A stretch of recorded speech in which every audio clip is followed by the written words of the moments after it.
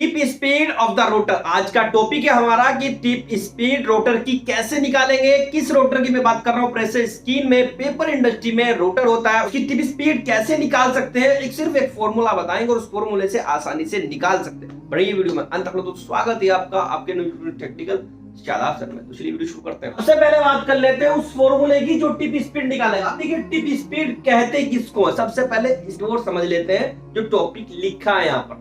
Tip speed का मतलब होता है कि जो प्रेशर स्कीन के अंदर रोटर होता है, वो रोटर हमारा मीटर पर सेकंड में किस स्पीड से चल रहा है, वो टिप स्पीड कहते हैं उसको। जो प्रेशर स्कीन होती है, खासकर पेपर इंडस्ट्री में प्रेशर स्कीन कंपलसरी है। उसकी देखिए आरपीएम अलग चीज हो जाती है और टिप स्पीड अलग चीज हो जाती है। आरपीएम का रोल जरूर होता है टिप स्पीड के लिए, लेकिन टिप स्पीड ये वो जो रोटर हमारा है वो जब घूमेगा तो वो कितने मीटर पर सेकंड के हिसाब से घूमेगा, उसको हम टिप स्पीड कह सकते हैं। तो बात कर लेते हैं फॉर्मूले की। तो फॉर्मूला, सबसे पहले फॉर्मूला लिख देता हूं यहाँ पर। वीटी से मैंने इसको डिनोट कर दिया। ये होता है पाई डी एन डिवाइड बाई 60।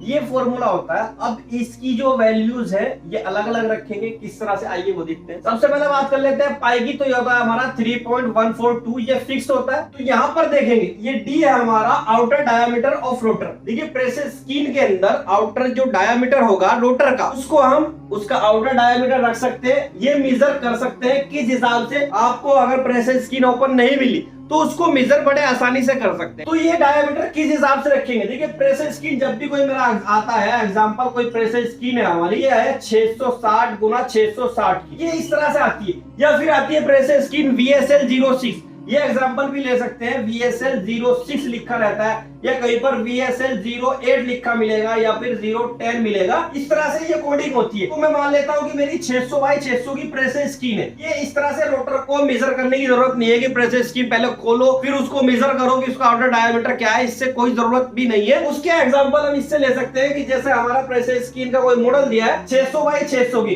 तो इसमें क्या है कि 660 जो हो जाती है इसका, ये इसका डायमीटर हो जाता है। यानी कि जो उसमें बास्केट होती है उसका जो बोर हो जाता है वो हमारा 660 हो जाएगा। और जो लेंथ हो जाएगी बास्केट की, मैं बात कर रहा हूं यहाँ पर, जो बास्केट की लेंथ 660 हो जाएगी। तो 660 बाई 660 इस हिसाब से जो उसका रोटर का आउटर डायमीटर होगा, यानी कि प्रेशर स्कीन में जो बास्केट होगी उसका तो बोर हो गया, इंटरनल डायमीटर हो गया, और जो रोटर होगा वो आउटर डायमीटर के हिसाब से आ जाएगा। तो इस हिसाब से ये 660, एक 660 को जो हमारा आउटर डायमीटर आएगा रोटर का, तो ये रख सकते हैं हम 660 का मतलब है 0.660। तो मीटर में बना लेंगे। 660 mm में होता है, वैल्यू सारी mm में आएगी। तो इसको मीटर बनाने के लिए 1000 से डिवाइड कर देंगे और 1000 से डिवाइड करने के बाद में ये 0.660 इसका डायामीटर आ जाएगा। इस हिसाब से ये रख सकते हैं। अब बात कर लेते हैं इस n की। n हमारा है रोटर रोटेशनल स्पीड। ये स्पीड कहां से आती है? प्रेशर स्कीन हम कितनी स्पीड पर चला रहे हैं वो निकालने वाली बात है। प्रेशर स्कीन की स्पीड कैसे निकलती है? देखिए प्रेशर स्कीन चलाने के लिए जो मोटर पर एक पुली लगी होगी, कोई भी हमारी बेल्ट से, अगर हम बेल्टिंग सिस्टम हमने लगा रखा है तो वी बेल्ट जब हमारी लगी होगी तो मोटर पर भी पुली लगी होगी और एक वी पुली हमारी प्रेशर स्कीन पर लगी होगी। वो सब साइज ले लेने और उससे प्रेशर स्कीन की स्पीड आसानी से निकल जाती है। एक एग्जांपल बता देता हूं।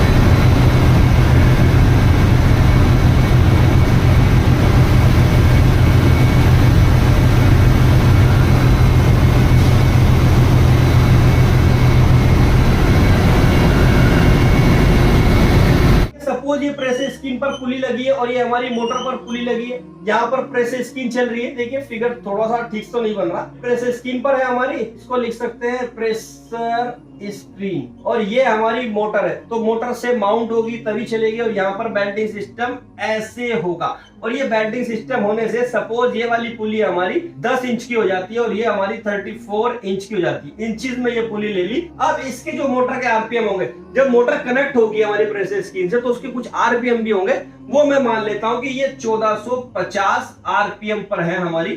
तो इसके आरपीएम आसानी से निकाल सकते हैं। किस तरह से? N1 divide by N2 is equal to D2 upon D1। ये वाला फॉर्मूला जो होता है इससे आसानी से यहाँ पर रखकर निकाल सकते हैं। तो चलिए निकाल लेते हैं यहाँ पर। तो ये हमारा N1 हो जाता है यानी कि 1450, ये आरपीएम हमारा N1 हो गया, जितने आरपीएम पर ये मोटर है हमारी। N2 हमको निकालना है, और ये D2 का मतलब है ये 34 इंच की पुली है यानी कि D2, ये वाला हमारा 2 पोजीशन है और ये वाली हमारी जो हो जाती है 1 पोजीशन हो जाती है। तो D2 का मतलब है 34 इंच, यहाँ पर 34 इंचेस रख लेंगे, और यहाँ पर D1 हो जाता है हमारा 10 इंच, तो यहाँ पर 10 रखेंगे। इस हिसाब से जब कैलकुलेशन करेंगे तो N2 आराम से निकाल सकते हैं। ये मेरा आएगा 426 के आसपास आएगा, तो ओवरऑल इसको मैं 425 लेके चलता हूं, कैलकुलेशन में आसानी होगी। आप 426 आता है तो 426 रखेंगे, 425 आता है तो 425 रखेंगे।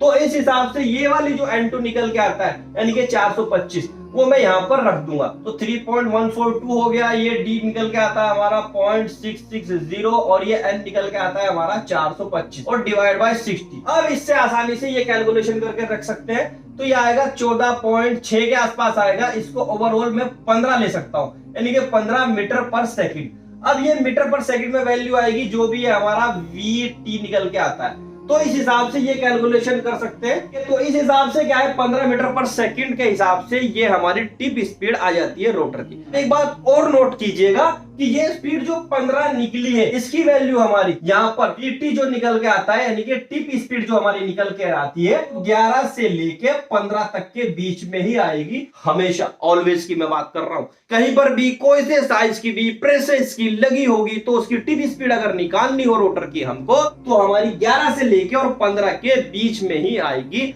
अगर इससे कम ज्यादा आ रही है तो आपको इसके रोटेशन चेक करने की जरूरत है कि क्या हमने जो पुली लगाई है वो ठीक साइजेस की है, यहाँ पर आरपीएम कहीं हमने गलत तो नहीं चला रहे, और हमारी जो पुलिस लगी है क्या अब हमने डिसाइड गलत तो नहीं कर रखा कि ये 10 इंच की होनी चाहिए थी या 34 की जो रख रखी है, इसको घटा बढ़ा के आरपीएम सेट करने पड़ेंगे, उस हिसाब से टिप स्पीड सेट करनी पड़ेगी, तभी ओवरऑल हमारी जो कॉन्फ़िगरेशन है, हमारी जो कैलकुलेशन है वो अच्छी होगी, और प्रोडक्शन या जो आपका मैन्युफैक्चरिंग जो भी आप कर रहे हैं वो अच्छे से होगा, मशीनरी अच्छे से चलेगी। तो ये टिप स्पीड होती है रोटर की। वो वीडियो कैसी लगी कमेंट में जरूर बताइए। अच्छी लगी वीडियो तो लाइक, चैनल को सब्सक्राइब और वीडियो को शेयर करना बिल्कुल ना भूलें। नेक्स्ट वीडियो में नेक्स्ट फिल्म, तब तक के लिए